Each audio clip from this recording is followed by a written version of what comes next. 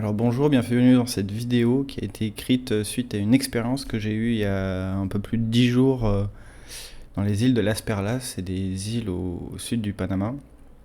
Et j'étais dans des îles, donc c'est des îles idylliques, c'est un peu les Seychelles du Panama en fait. Et j'étais dans une barque plastique, c'est une barque qui a été louée, qui est en aluminium, mais dont le sol est transparent en fait. Et c'était assez cool en fait, parce qu'on a fait... Alors on s'est baigné, on a fait les cascades, les trucs, on est allé sauter dans l'eau, mais aussi on s'est baladé avec cette barque. Et j'étais avec ma compagne qui est médecin. Et il y avait beaucoup de Mexicains, il y avait des Costaricains qui étaient de passage en touriste. Et c'était très intéressant parce il y avait une Mexicaine qui avait une excroissance très étrange autour de sa cheville. Et le guide qui voulait faire le mariole, après l'excroissance, a dit mais est-ce qu'il y a quelqu'un qui est médecin pour savoir ce que c'est quand même très étrange. Et là ma copine a dit chut chut chut, tu te tais. Et de manière générale, on en a reparlé plus tard, elle m'a dit toujours bah, tu te tais de manière générale. Pourquoi? Parce que on donne pas de conseils comme ça en tant que médecin. Déjà il y a légal, mais aussi la bonne pratique, ça consiste à poser beaucoup de questions et à jamais rien dire si on n'a pas de diagnostic solide avec une solution ou des solutions, une séquence à implémenter. Donc, il faut pouvoir diagnostiquer et avoir un diagnostic solide. De deux, il faut savoir comment ça se soigne, ce qui n'est pas évident. Et de trois, il faut avoir des solutions à implémenter basées sur un principe premier, c'est-à-dire soit il y a une preuve, il y a un faisceau d'évidence, soit il y a un proxy qui dit en médecine, ça c'est je suis l'autorité, quand il se passe ça, il faut faire ça. Et s'il n'y a pas un diagnostic solide, et s'il n'y a pas une solution à implémenter, ça sert à rien de dire, ça sert à rien d'avoir un avis, ça sert à rien d'émettre une opinion. Alors je suis Jules Chenu, dans cette vidéo je vais vous présenter une dizaine d'études scientifiques et des solutions pour que vous ayez les éléments de manière à interagir avec les autres humains d'une manière saine. Le titre, il est autour du conseil, je pense, mais on va voir comment opérer par rapport aux notions de conseil, de support et de retour d'information, ce qu'on appelle le feedback en anglais. Et je vais vous expliquer comment ça marche et surtout je vais vous donner les bonnes pratiques. Mais voilà, généralement les gens veulent pas vraiment de conseils, ils savent pas... Ils savent déjà ce qu'ils devraient faire dans la vie et s'ils viennent, c'est généralement pas pour obtenir des conseils de votre part, mais surtout pour obtenir de l'aide. Ils veulent que quelqu'un les écoute et les soutienne et malheureusement, on peut avoir l'impression, et comme on va le voir scientifiquement avec 22 études, on est câblé pour avoir l'impression qu'on sait mieux que ce qui est bon pour eux-mêmes, même si on est totalement non qualifié. Alors les introvertis reçoivent plus de conseils et les donneurs de leçons passent généralement pour des imbéciles. Alors je dédie cette vidéo aux personnes introverties, discrètes ou plus à l'écoute, car elles reçoivent beaucoup plus de conseils, parce qu'elles ont tendance à être perçues comme ayant besoin d'aide pour se décider, comme étant trop timides pour demander leur avis, comme étant en train de chercher de l'aide, comme étant des gens qui n'ont pas d'opinion, qui ne savent pas quoi faire, qui ne sont pas en mesure de faire les choses par elles-mêmes. Les introvertis ont parfois l'impression que leurs capacités sont sous-estimées, elles vont souvent recevoir des conseils sollicités. Malheureusement, sur Terre, si une personne est timide, elle semble indécise ou trébuche sur ses mots, c'est une porte ouverte aux autres pour qu'ils donnent leurs avis en fait. Et quiconque, même si quelqu'un n'est pas introverti et qui a un langage corporel qui donne l'impression d'être hésitant, faible ou impuissant, peut également amener les donneurs de conseils du monde entier à penser qu'il est de leur devoir d'intervenir et de prendre le contrôle de la situation. Moi, je leur dédie cette vidéo ainsi qu'aux dyslexiques du monde entier, avec toute mon affection. Donc, les résultats de cette étude de Jutta Stahl et Thomas Ramsayer émettent l'hypothèse que les introvertis font moins d'erreurs que les extravertis car ils contrôlent mieux leurs réponses moteurs. Ils mettent plus de temps à traiter l'information, à réfléchir et à comprendre une idée avant d'en aborder une nouvelle. Donc, la conclusion, c'est que c'est un vrai problème pour les personnes introverties ou timides en position de pouvoir quand, par exemple, ils ont un subordonné dominant et extraverti. Ce subordonné, il peut penser à tort que l'introverti n'est pas compétent et chercher à le décrédibiliser. Ça peut aussi se retourner contre le donneur de leçons qui va passer pour un débile en fait. Parce que l'introverti est compétent, donc c'est la mécanique qui fait que les donneurs de leçons passent généralement pour des débiles. Et on l'a tous vécu en cours, si vous faites des stages, des trucs comme ça. il y a un extraverti qui parle trop, qui essaye de dominer, qui essaye d'intimider le prof, et au bout d'un moment, il va se faire humilier en retour. Voilà. Alors 2, c'est les conseils sont rarement bons. Les conseils semblent justes pour quelqu'un, sont souvent erronés pour une autre personne. C'est une mécanique vraiment à comprendre. C'est que on a vécu des expériences uniques très différentes les uns des autres. Et il y a généralement des circonstances qu'on ignore. On perçoit la situation de manière isolée par rapport au reste de la vie de la personne, et c'est pour ça que c'est difficile de se mettre à la place de l'autre. Et c'est encore pire, les conseils qui semblent justes pour quelqu'un sont souvent erronés pour une autre personne, parce que 2 expériences similaires peuvent être perçues et vécues de manière totalement différente par des personnes différentes. Certaines personnes souffrent d'un syndrome de stress post-traumatique à la suite d'un même événement traumatique, alors qu'il y en a d'autres qui n'en souffrent pas du tout. Il y a des terrains chez chacun d'entre nous, que ce soit génétique ou bien circonstanciel, qui font que l'on réagit très différemment, comme chez les militaires. Dans cette étude scientifique qui est très intéressante, 98% des vétérans de la guerre du Vietnam qui ont développé des syndromes de stress post-traumatique avaient vécu un ou plusieurs événements traumatisants préalablement. L'exposition au combat n'a pas vraiment suffi à provoquer des syndromes de stress post-traumatique. Parmi les soldats ayant subi une exposition potentielle traumatisante au combat, il y en a seulement 31,6% qui ont développé le syndrome de stress post-traumatique. Et lorsque les chercheurs ils ont limité leur analyse vraiment aux soldats ayant subi les expositions traumatiques les plus graves, il y en a environ 30 personnes qui n'ont pas développé de syndrome. Donc la conclusion, avec un petit coup de thé, c'est qu'on est tous différents. On suppose que tout le monde voit le monde exactement comme nous, fonctionne comme nous, mais ce qui nous convient à nous peut ne pas fonctionner ou convenir à quelqu'un d'autre.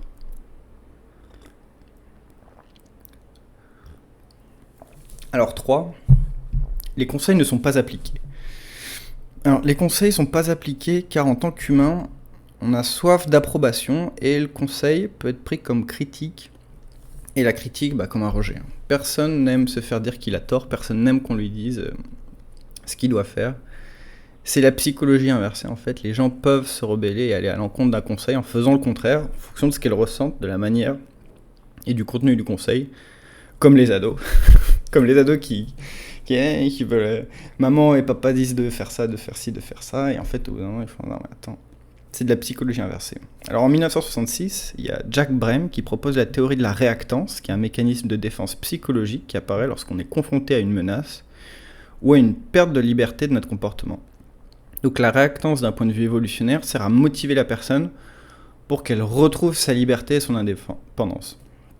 Et elle est vraiment super cette étude. Donc quand on donne des conseils aux gens, en plus de remettre en cause leurs compétences et leur efficacité personnelle, on attaque aussi leur liberté personnelle. Les conseils ferment la communication au lieu de l'ouvrir, et parce qu'ils sont perçus comme une attaque, en fait, comme une critique déguisée. La personne, elle va se mettre sur la défensive, elle va se justifier, et la conversation va probablement s'arrêter ou changer de sujet. Alors 4, les gens qui conseillent cherchent le pouvoir. Alors pourquoi donne-t-on des conseils ? Alors la première raison, c'est probablement pour établir le contrôle, même avec des bonnes et sincères intentions. Les gens peuvent être involontairement nuisibles parfois. Par exemple, il y a quelqu'un qui a fait du mal à un être cher, et ça nous touche, on veut prendre le contrôle de la situation, donc on se met en colère. On veut éclater l'agresseur, on veut insulter l'agresseur, on veut que notre proche y riposte, on veut que notre proche fasse quelque chose qu'il veut peut-être même pas faire. On ne soutient pas, on ne réconforte pas notre proche, on pète une durite, on agit comme ça car on veut pas se sentir impuissant face à la situation. C'est vraiment la gestion de l'impuissance, on en reviendra. La seconde raison, la véritable raison pour laquelle la plupart des gens donnent des conseils, c'est qu'ils veulent se sentir sages, ils veulent se sentir utiles, ils veulent se sentir puissants. Ils veulent avoir l'impression que leur vie, leur expérience ont eu un but. Et évidemment, la troisième raison, on donne des conseils, c'est pour blesser l'autre, c'est pour exprimer de la colère, mais de manière passive-agressive. Alors dans cette étude présentée en 2017, il y a Michael Schaerer et ses associés qui ont montré que 1. Lorsque les gens donnent des conseils, ça augmente leur sentiment de puissance, car ça leur donne l'impression d'influencer l'action des autres. Et 2, les personnes qui recherchent le pouvoir sont plus enclines à donner des conseils que celles qui ne recherchent pas le pouvoir. Alors, la conclusion, c'est que les gens qui donnent des conseils sont généralement dans le contrôle. C'est pour eux un moyen subtil d'accéder à un sentiment de puissance. Donner des conseils non sollicités, c'est une tentative de domination, c'est une recherche d'autorité, c'est une recherche de forme de contrôle. C'est une forme de contrôle. Et c'est une volonté aussi de vouloir changer, contrôler quelqu'un, que l'autre nous écoute et en fait qu'il fasse ce que l'on dit. Donner un conseil, basiquement, c'est dire à l'autre « je sais plus que toi, fais ce que je te dis ». 5. Alors, donner un conseil, c'est mieux que recevoir un conseil. Donc il y a quelque chose d'encore plus surprenant que personne ne pouvait deviner. C'est en règle générale, les personnes qui ont du mal à atteindre leurs objectifs demandent des conseils, donc on pourrait penser qu'il est utile de demander conseil pour se motiver, pour accroître sa confiance, pour réaliser une tâche, pour atteindre un objectif, pour obtenir de l'aide. Et une série d'études menées par Lauren S. Kreis-Winkler et Eilert Fischbach suggère que donner des conseils est un meilleur facteur de motivation que d'en recevoir. Donc dans le cadre d'une expérience de terrain randomisée, contrôlée, en double aveugle, tout ce que tu veux. Non, c'est vraiment expérience de terrain randomisée, contrôlée et en double aveugle. Les personnes en difficulté étaient plus motivées par les conseils qu'elles donnaient que par ceux qu'elles recevaient. Donc la conclusion, c'est qu'on donne des conseils pour soi et pas pour les autres. C'est positif de donner des conseils même, mais pour soi. Donner des conseils, ça motive ceux qui les donnent en augmentant leur confiance en eux. Ils ont contrôle, ils ont des objectifs, ils ont un plan d'action solide, donc plus de chances de réussite. En fait, ils ont tout formalisé pour l'autre. Et du coup, c'est génial parce qu'ils ont le résultat de leur propre synthèse. Mais alors, la question devient, comment puis-je donner des conseils pour m'aider moi-même s'ils sont bons pour moi et potentiellement nuisibles et ennuyeux pour les autres ? On peut demander de donner des conseils. C'est est-ce que je peux te donner un conseil ? Est-ce que tu veux que je te donne un conseil ? On peut aussi partager nos histoires et nos expériences sans dire ce qui doit être fait. On peut raconter ce qu'on a fait dans une situation similaire pour qu'ils puissent s'identifier à nous et apprendre. Alors attention avec ça, parce que ça peut être pris pour quelqu'un qui ramène tout à lui. C'est les gens avec un complexe d'infériorité. Quoi que tu dises, ils vont commencer une phrase par « moi je » et raconter un moment où ils sont plus forts, ils vont raconter leur expérience, ils vont raconter leur passé fantastique. Vous pouvez aussi donner des conseils en enseignant quelque chose. Et évidemment, on peut créer un blog, un site web, une chaîne YouTube, vous pouvez donner des conférences, écrire des bouquins, ce qui est une excellente idée car 6, un bon conseil est payant. Si vous donnez trop de conseils, que les gens viennent sans cesse vous demander conseils au travail ou encore mieux dans la vie privée, il faut arrêter de donner des conseils gratuitement. Il faut monétiser. C'est bon pour vous car vous allez gagner de l'argent, mais c'est aussi bon et c'est beaucoup mieux pour les autres. Cette étude de l'université Carnegie Mellon, réalisée par Francesca Gino, a montré que nous sommes plus enclins à utiliser les conseils que nous avons payés par rapport à ceux qui sont donnés gratuitement, même s'il n'y a aucune différence de qualité. Donc, si vous estimez que les conseils que vous recevez doivent être suivis, et que vous donnez doivent être suivis, et que les gens recherchent activement vos conseils, les rendre payants, même de manière minime, permet de mieux aider les autres tout en recevant quelque chose en échange. Et vous pouvez même en faire un side job, un petit job à côté, ou votre métier principal si ça marche vraiment. Et tout le monde y trouvera son compte. Et vous recevrez de bons retours, de remerciements, ce que l'on appelle du feedback positif justement. Et ça c'est super important. Parce que les retours positifs, le feedback positif, ça augmente la productivité et la santé mentale. Alors que ce soit dans la vie personnelle ou professionnelle, il faut toujours donner du feedback positif. Donner un conseil ou un retour positif de manière efficace, on va en reparler ensuite. Ça établit un lien émotionnel avec l'autre. C'est vraiment une pratique qui a une grande influence sur la santé, sur le bonheur et surtout la réussite de nos proches et de nos collègues de boulot. Dans cette étude de Martial Losata et Emily Effie, il est révélé que les équipes très performantes reçoivent près de 6 fois plus de commentaires positifs que les équipes moins efficaces. Donc ça tend à prouver que le renforcement positif est vraiment à obtenir plus de résultats et de productivité. On a eu cette autre étude réalisée par l'APA, donc c'est l'American Psychological Association en 2012, qui a révélé que les personnes qui se sentent valorisées au travail font état d'une meilleure santé mentale et physique, ainsi que de niveaux plus élevés d'engagement, de satisfaction et de motivation au travail. Et l'année dernière, donc en 2022, on a eu 2 études très intéressantes qui étudient la recherche en Chine, où ils ont bien compris que la santé mentale des employés joue un rôle important dans la satisfaction au travail. Et donc que les dirigeants doivent améliorer la satisfaction des employés en mettant en place une gestion plus humaniste, à la chinoise, de manière à améliorer le capital psychologique et social des employés par le biais de la santé mentale. L'idée, c'est que la santé mentale affecte la perception de soi et donc la satisfaction au travail et donc la productivité. Donc il ne faut absolument pas attaquer la perception de soi en donnant des conseils et donner plein de feedback positif. Il y a aussi cette étude menée par WorkTrends d'IBM auprès de plus de 19 000 travailleurs qui a révélé que les employés qui reçoivent de la reconnaissance sont 3 fois plus engagés que ceux qui n'en reçoivent pas. Les employés qui recevaient de la reconnaissance étaient également beaucoup moins susceptibles de démissionner. Donc la conclusion, il faut donner des retours positifs souvent parce que c'est bon pour les autres humains. Et à l'inverse, éviter de donner des retours négatifs, car le feedback négatif réduit le bonheur et la productivité. Il se trouve que malheureusement, les managers donnent généralement beaucoup trop de feedback négatif, comme beaucoup trop d'amis, comme beaucoup trop de papa et de maman. Beaucoup de retours négatifs pour corriger l'employé ou le gouvernement qui a commis une erreur. Et très peu de retours positifs qui sont considérés comme facultatifs.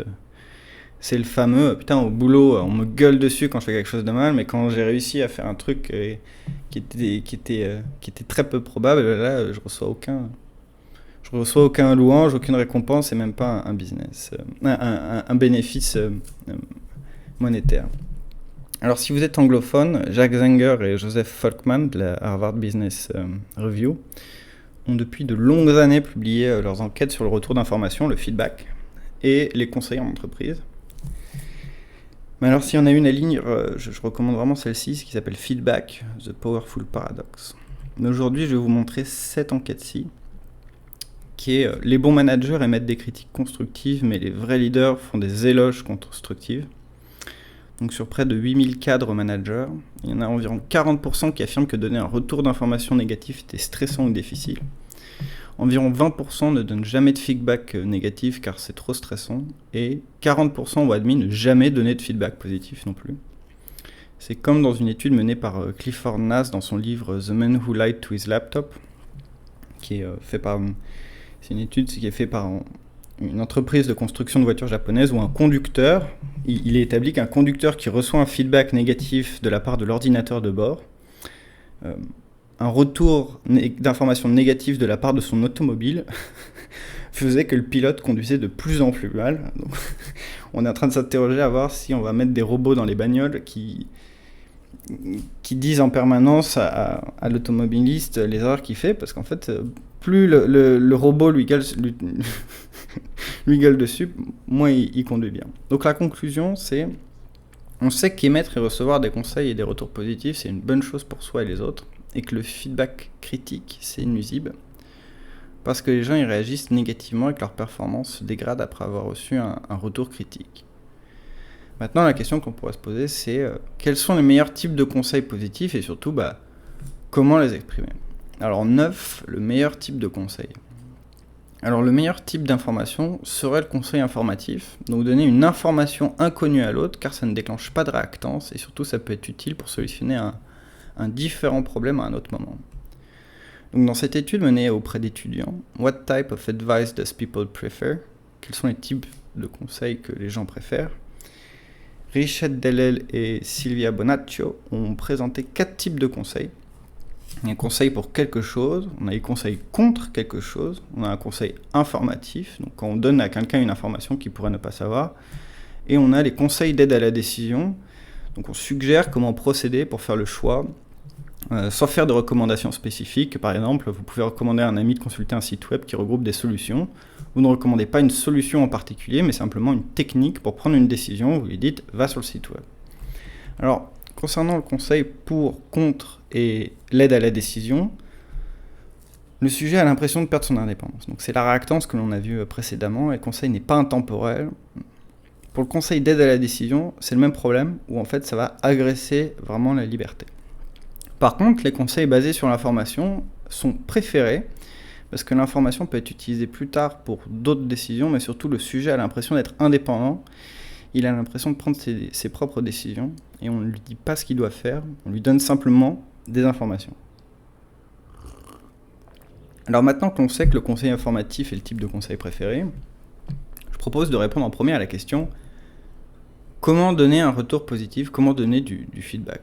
Alors, les bonnes pratiques. Donc, le retour positif doit être rapide et fréquent. Le feedback doit être basé sans cesse sur l'information. On ne doit pas se concentrer sur ce que la personne fait mal, donc un retour d'information critique. Il ne doit pas être de nature personnelle. Un feedback, un conseil, un retour d'information critique qui est personnel, c'est vraiment une insulte en rebais de miel. Il doit se concentrer sur 1. Ce que la personne devrait améliorer, donc le retour d'information constructif. 2. Ce qu'elle a fait de bien, donc un retour d'information positif.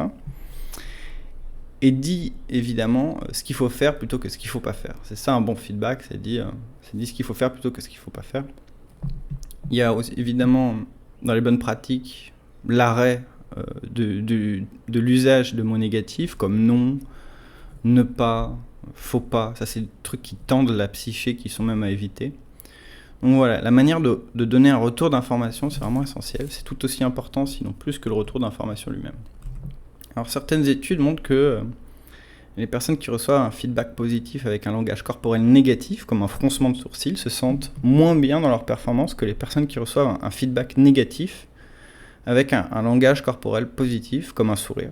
Donc, le langage corporel, c'est fondamental. Et ensuite, comment donner un conseil ? Donc, il faut bien vous rappeler que lorsqu'il s'agit de donner des conseils de manière efficace, tout dépend de 1. La manière dont on le fait, pour éviter la réactance, de l'approche, pour éviter de faire mal à l'autre, des circonstances, donc le bon moment, le bon endroit, voir si c'est approprié, de l'autorité de la personne qui donne le conseil, donc regardez un peu, voir si vous êtes qualifié, quoi, et évidemment de celle qui reçoit, c'est est-ce que la personne elle est prête à recevoir à l'instant T, quoi. Donc admettons que quelqu'un vous demande votre avis, donc on est dans un conseil qui est sollicité, qui n'est pas un conseil non sollicité. Vous écoutez bien les gens, sans introjecter toxiques qui moulinent, on va en reparler. Eux, ils vont percevoir que vous vous en souciez, eux, ils vont percevoir que vous vous souciez sincèrement d'elles. Ils sont à l'aise, ils vont pas se sentir jugés. Ils ont un sentiment d'acceptation dans la manière dont vous donnez vos conseils. Donc là, il suffit de le formuler dans un langage d'ouverture, ne jamais laisser entendre qu'une réponse est bonne au détriment de toutes les autres options, bien entendu. Précisez à la fin que c'est que votre perspective, et enfin, demandez à la personne ce qu'elle pense de votre option. T'en penses quoi ? Parce que rappelez-vous bien, pour les donneurs de conseils, là, c'est eux qui devront assumer les conséquences de leurs actes. C'est eux qui vont vivre avec les potentiels résultats des applications de vos conseils dans leur vie. C'est pas vous. C'est pas vous qui prenez les risques que vous conseillez de prendre, en fait. C'est pas vous qui vivez avec les conséquences. C'est pas vous qui faites les efforts et les éventuels sacrifices qu'implique l'adoption de certains conseils. C'est pas vous qui gérez les conseils financiers potentiels liés à l'application de conseils. C'est pas vous qui risquez d'être poursuivi en justice pour avoir donné des conseils à quelqu'un. Et si vous risquez d'être poursuivi en justice, là, il faut vous protéger. Comme généralement en bas des sites web qui donnent des conseils et tout, il y a toujours les mentions ouais, en fait on dit tout ça et on est super assertif et on l'affirme, mais en fait non, en fait c'est même pas notre avis, en fait on n'est pas responsable, tu fais ce que tu veux, c'est ta vie. Donc bref, c'est l'hypocrisie du monde, quoi. Donc avant de donner un conseil, considérez combien il est difficile de se changer soi-même et vous comprendrez le peu de chances que vous avez d'essayer de changer les autres. Et la conclusion, la bonne nouvelle, c'est qu'on a appris que le meilleur type de conseil, c'est le conseil de type informationnel. Et on a vu comment exprimer du feedback et des conseils. La mauvaise nouvelle, c'est que le soutien informationnel, donc donner un conseil justement, ça reste la forme de soutien la plus préjudiciable. 10. Les conseils détruisent votre mariage, votre amitié et votre vie pro. Le soutien émotionnel et l'estime les font prospérer. Alors, pour comprendre pourquoi je dois vous présenter cet article paru en 1992 dans lequel Caroline Cutrona et Julie Seur ont défini un système de catégories de soutien social qui comprend 5 catégories utilisées dans de nombreuses autres études, donc ça vaut la peine de les dire ici. Donc dans cette typologie, il existe 4 types de soutien social. Il y a le soutien émotionnel. Donc l'attention, la préoccupation, l'empathie, la sympathie. On a le soutien d'estime, la valorisation personnelle, donc c'est tout ce qui est encouragement, les messages qui contribuent à promouvoir les compétences, les capacités et la valeur intrinsèque d'une personne. On a le soutien informationnel, donc c'est les connaissances, les faits, les conseils, tout ce qui est feedback. On a le soutien tangible, donc matériel, c'est qu'on propose des biens et des services pour soutenir l'autre. Et on a le soutien de réseau social, donc c'est les messages qui renforcent le sentiment d'appartenance à un groupe spécifique, ayant des intérêts ou des situations similaires.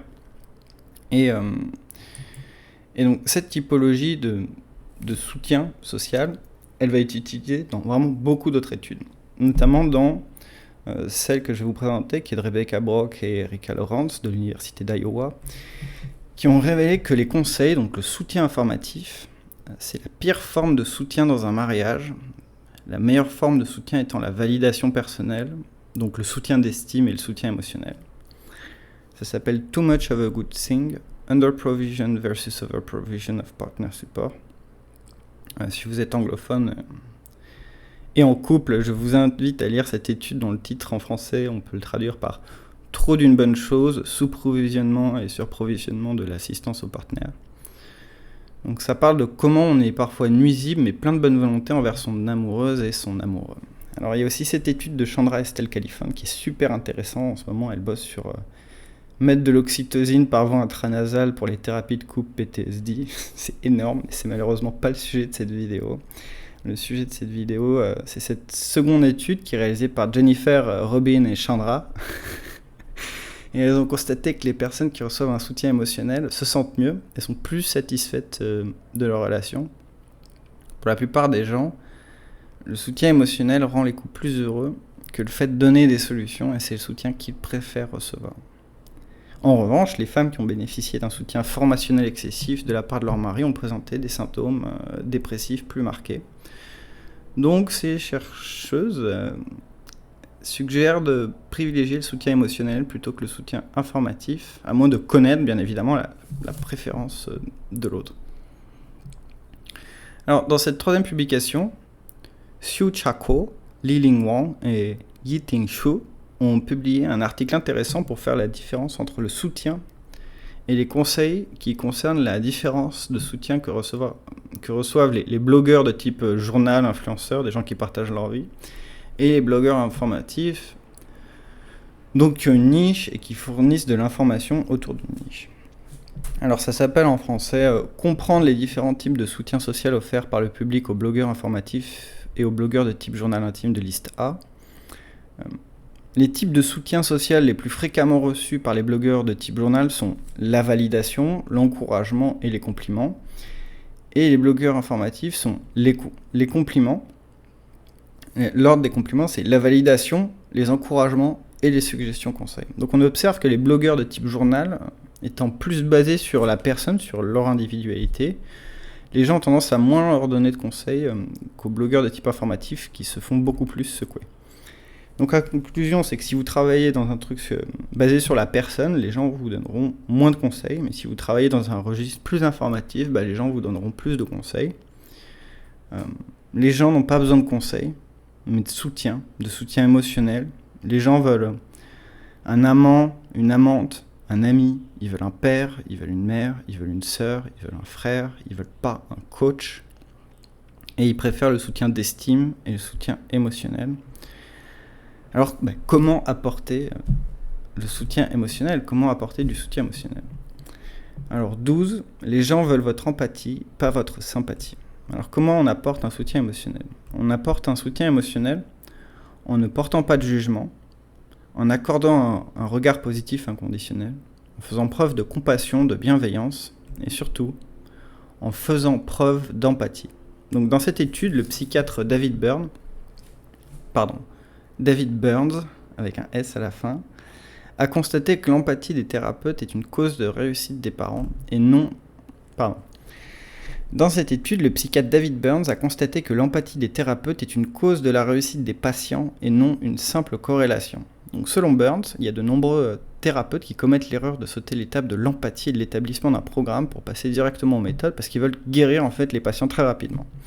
Mais sans empathie, le thérapeute ne peut pas aider les patients à amener leur résistance au changement à un niveau conscient où il peut être abordé. Donc sa méthodologie... Pardon. Donc dans sa méthodologie, les thérapeutes demandent à leurs patients de leur attribuer une note d'empathie sur un formulaire d'évaluation à la fin de chaque séance. Bien sûr, personne ne le fait, parce que personne n'aime recevoir des commentaires négatifs. Ils ont peur de la colère du patient, mais je trouve ça extrêmement intéressant qu'à la fin pour quelqu'un qui est en thérapie, que ce soit Gestalt ou... Bref, et que le patient, il note sur 5, 10 ou 20 comment il sent l'empathie du psy en face, parce que s'il n'y a pas d'empathie, il ne pourra pas bound, il ne pourra pas se lier au thérapeute, et il n'y aura pas d'alliance thérapeutique en fait. Donc la méthodologie de David Burn, je la trouve vraiment très intéressante. Ça s'appelle TEAM, pour T-E-A-M, en fait pour Testing, Empathy, Agenda Setting et Method. Donc test, empathie, agenda et méthode.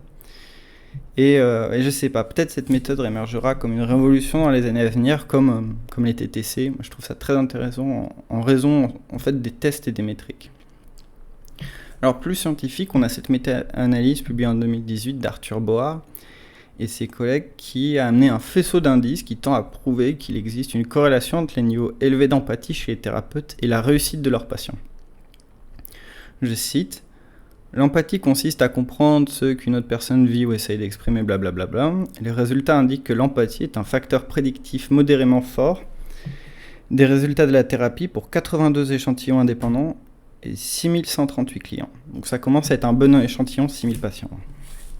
Donc la conclusion, c'est que le soutien a plus de chances d'être efficace lorsque la personne qui l'apporte a de la précision empathique, c'est-à-dire quand elle peut comprendre les pensées et les sentiments d'une autre personne en détail, avec un regard positif inconditionnel qui consiste à accepter l'autre, ce qu'il dit et son comportement, quel qu'il soit, que l'on soit d'accord ou pas, et reconnaître que l'autre personne a ses propres ressources. C'est surtout ça que ça va faire, je pense, l'empathie. Alors comment faire ? Comment faire pratiquement pour soutenir quelqu'un ? Écouter vraiment correctement l'autre. Donc écouter, ça ne veut pas dire être silencieux. Écouter, c'est faire le silence intérieur, c'est ne pas être dans sa tête en attendant de dire quelque chose. Si on a un dialogue interne, on n'écoute pas d'une manière générale. Écouter, en fait, c'est faire taire les introjectés. C'est se concentrer uniquement sur ce que dit l'autre personne sans avoir quelque chose à ajouter ensuite, ou un besoin d'apporter nos propres expériences à la conversation. Alors en deux, on va poser des questions. Donc on va faire attention à demander à la personne ce qu'elle ressent, car ça peut parfois amener à de l'introspection et à se sentir jugé. Ça peut être perçu comme une critique pour amener de l'anxiété. Donc lui demander pourquoi elle se sent comme ça, c'est très moyen. Pourquoi elle pense ça, c'est très moyen. Pourquoi elle a fait ça, alors ça c'est un gros non. Mais on va plutôt privilégier les questions qui encouragent l'autre à se tourner vers l'avenir et à voir les choses de manière positive. Donc, qu'est-ce qu'elle voudrait qu'il se passe ? Qu'est-ce qu'elle voudrait faire maintenant ? Qu'est-ce qu'elle va faire ? Qu'est-ce que ? Une question qui commence par « qu'est-ce ?» c'est très bon. Comment est-ce que vous allez vous y prendre ? Si la personne n'a pas idée de ça, pareil, ça va l'agresser. Comment peux-tu ou comment pouvez-vous... pareil, je trouve ça assez moyen. On peut demander également s'il y a quelque chose que l'on peut faire, proposer son aide. C'est comment puis-je te soutenir, comment puis-je t'aider. Et bien évidemment, ce qui marche super bien, c'est des affirmations. Voilà, j'imagine que c'est très difficile comme situation. Je suis là pour t'écouter, je suis là pour t'aider. Aussi, on va valider l'autre avec une affirmation. C'est je sais que tu sais ce qui est mieux pour toi dans cette situation.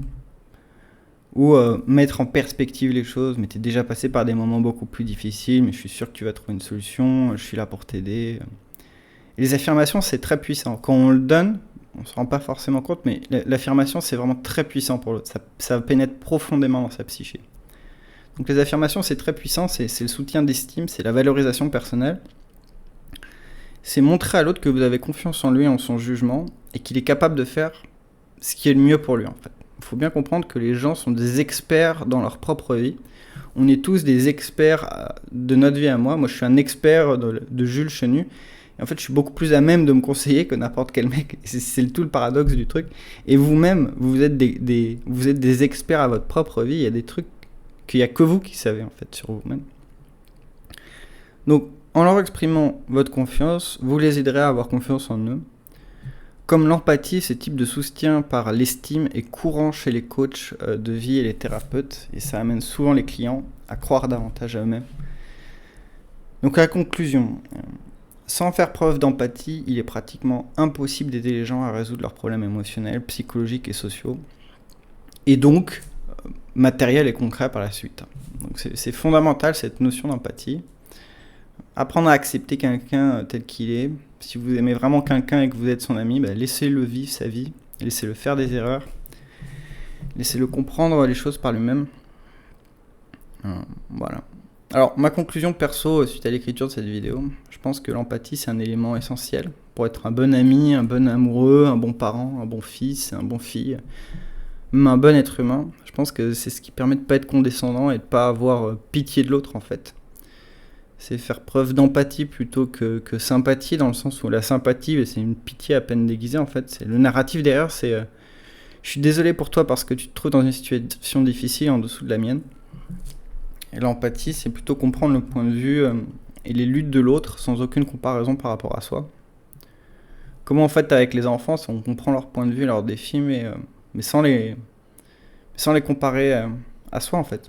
Au lieu d'adopter une position autoritaire et dominante en leur disant ce qu'ils doivent ou doivent pas faire, on les aide à résoudre leurs propres problèmes de manière à ce que lorsqu'ils rencontreront à l'avenir des problèmes similaires, ils soient mieux à même de les résoudre, qu'ils aient un sentiment d'indépendance, de responsabilité, d'avoir la liberté de prendre leurs propres décisions quand ils font face à des décisions difficiles. Et c'est comme ça que les enfants grandissent et apprennent, c'est pas quand quelqu'un prend toujours les décisions à leur place. D'ailleurs, il est plus efficace d'influencer quelqu'un en étant un exemple vivant du comportement et des croyances qu'on veut échanger, qu'on veut encourager chez l'enfant. C'est la modélisation, c'est l'apprentissage par l'observation, c'est les recherches sur l'apprentissage par observation combinées à la théorie de la réactance suggèrent que les gens sont plus enclins à suivre le comportement des autres qu'à obéir à des instructions et des conseils non sollicités. Donc c'est probablement la meilleure méthode pour nos enfants, nos proches, nos amis. C'est juste laisser les gens voir comment vous vivez. Et en plus, ça nous met face à nos responsabilités. Comme un parent qui fume ou qui est alcoolique. Surtout que régulièrement, on ne soutient pas, on ne réconforte pas nos proches. On agit impulsivement, on agit comme ça parce qu'on ne veut pas se sentir impuissant face à la situation. Et cette notion d'impuissance, elle est vraiment capitale dans cette notion de donner des conseils. Elle est aussi liée au fait d'arrêter de porter le fardeau des autres et d'avoir le désir de réparer, de sauver les gens qui sont dans l'entourage, comme quand on donne un conseil à un inconnu dans une salle de sport ou on dit à une personne introvertie dans une soirée de se détendre et d'être plus sociable. Non, c'est sa life en fait. Donc arrêtez de vous préoccuper de la vie et des problèmes des autres. Il faut se concentrer sur ses problèmes et sa vie au lieu d'imposer nos règles et notre façon de faire parce qu'on pense que c'est la meilleure. C'est la notion de vivre et de laisser vivre. C'est la notion d'être et de laisser être les autres. Surtout, donner un conseil, comme on a vu, c'est aussi lui dire que vous en savez plus qu'elle. Et c'est faire preuve de mépris. C'est faire des suppositions sur l'autre personne. Ça laisse entendre que la personne a besoin d'être sauvée ou réparée. Plus généralement, les gens ils veulent pas de vos conseils. Moi, c'est ma grosse expérience. Les gens ne veulent pas de conseils et je donne des conseils que l'autre s'en branle. Et après, je me retrouve tout seul comme un débilos. Et en plus, la plupart du temps, les conseils sont faux. Donc voilà. En plus, généralement, les gens veulent pas de vos conseils. Si la personne n'a pas demandé de conseils, c'est qu'elle n'en veut probablement pas. Si vous voulez vraiment votre avis, il vous l'aurait demandé. Et on me demande mon avis, donc je fais des vidéos. Les gens veulent pas de conseils. Les gens, ils recherchent probablement même pas de solution particulière. Les gens, ils veulent pas nécessairement qu'on leur dise qu'ils ont raison ou tort. Ils veulent pas qu'on leur dise qu'ils devraient être d'accord avec vous. Ils veulent pas non plus qu'on leur trouve des excuses. Les gens, ils veulent simplement être reconnus, ils veulent être acceptés, ils veulent être compris. Ils veulent parfois simplement se défouler, ils veulent que quelqu'un les écoute. Et généralement, une personne a juste besoin de parler à quelqu'un, c'est tout. On a juste besoin d'une oreille, en fait. Et soit ils savent déjà quoi faire, soit il n'y a pas de décision à prendre. Et je voudrais conclure par un avantage secondaire à arrêter de donner son avis et surtout arrêter de donner des conseils tout le temps. C'est que tu parles moins. 13, tu parles trop. Dans les 48 lois du pouvoir de Robert Greene, qui est un livre sur le pouvoir qui est interdit dans les prisons aux États-Unis, je voudrais vous parler de la loi numéro 4, qui est toujours en dire moins que nécessaire.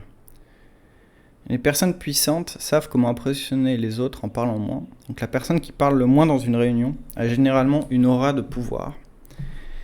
Et les gens qui parlent beaucoup ont une aura de faiblesse. La logique, c'est probablement qu'il signifie qu'ils ne peuvent pas se contrôler. Et donc, s'ils ne peuvent pas se contrôler, comment pourraient-ils contrôler quoi que ce soit? Donc la conclusion, c'est qu'il y a probablement beaucoup de circonstances où vous parlez trop. Et parler moins, c'est un moyen de se défendre dans un environnement où vous allez apparaître faible si vous avez aucun self-control. Le pouvoir est à bien des égards un jeu d'apparence, et lorsque vous en dites moins que nécessaire, vous apparaissez inévitablement plus grand et plus puissant que vous l'êtes. Voilà, je vous dis à bientôt.